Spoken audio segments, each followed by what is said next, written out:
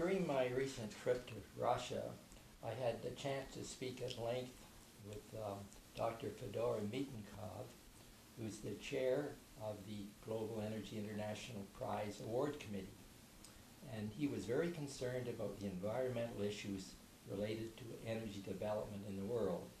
And he encouraged me very strongly to make sure that I got young people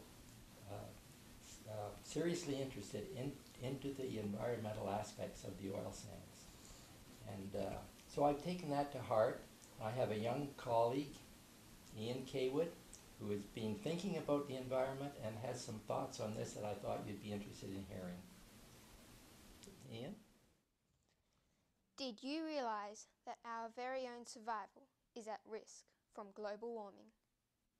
How would you like to come to work every day and instead of working, go swimming?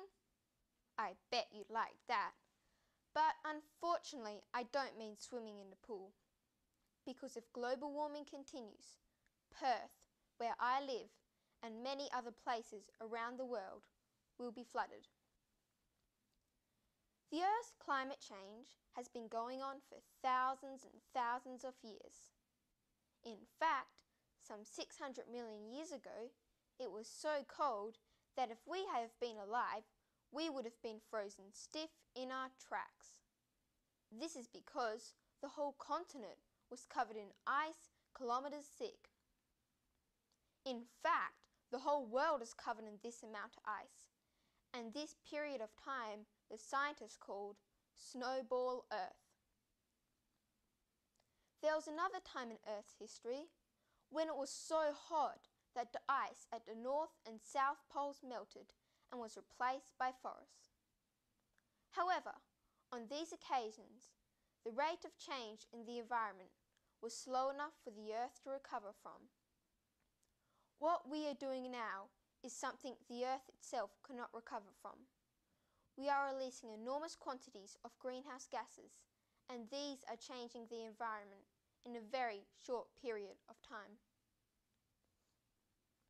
Right now, the polar caps are melting. So much ice has already melted in the Arctic that what is left is very thin. Polar bears, amongst other animal life, are endangered because they are losing their habitat. Did you know that one of the major causes of global warming, almost worse than cars, is cows passing wind?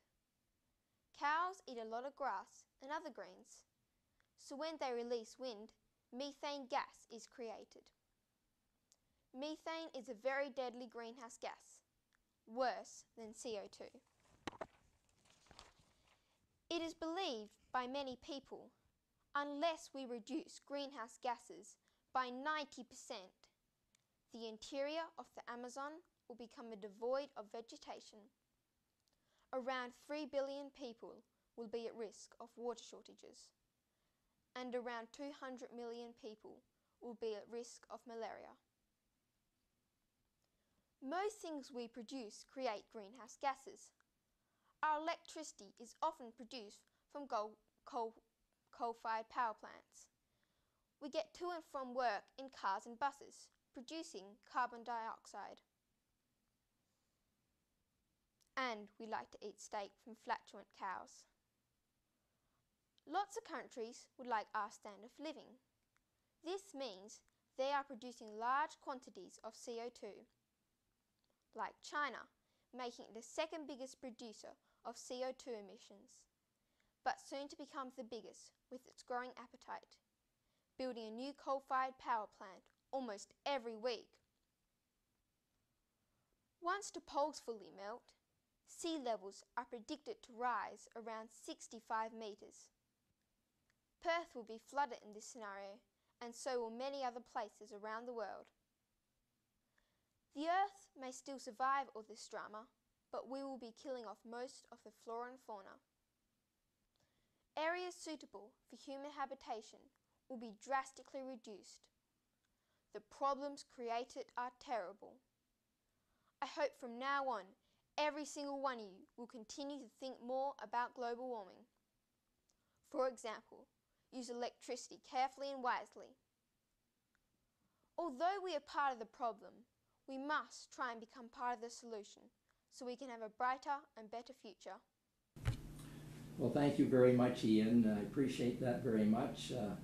My colleague in Russia would be pleased to know that there's a young scientist in Australia that's picking up the vision and the opportunity, and I hope that you have success in your own career. And it's very important that we recognize the challenges that you've addressed in your presentation.